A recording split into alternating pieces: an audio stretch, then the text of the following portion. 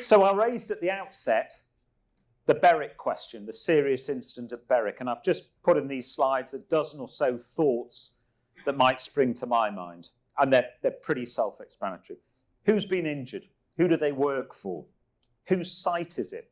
You know, often these organisations here today work under complex arrangements, might be a joint venture arrangement, but you go back to your first principles.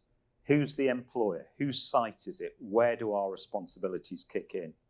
Do we need a legally privileged investigation? Do we need to think about RIDDOR? Are we stopping all activities on this site?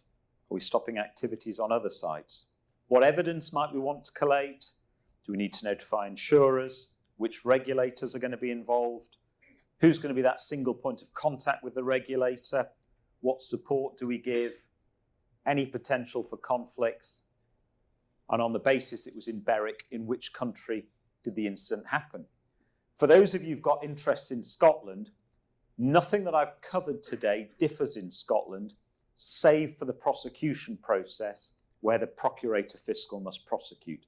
But otherwise, everything else remains the same, and the health and safety law that you're acting under will be the same north of the border as well.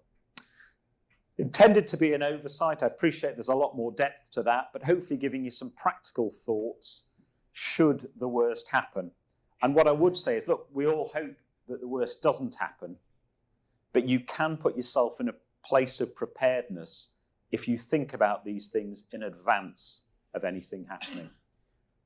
Something does happen, you don't want to be thinking, who's our PR spokesman? What's legal privilege? Have we got counsellors? You need to have that at the tip of your fingertips. And through that process, I'm sure you'll be able to support your organisations.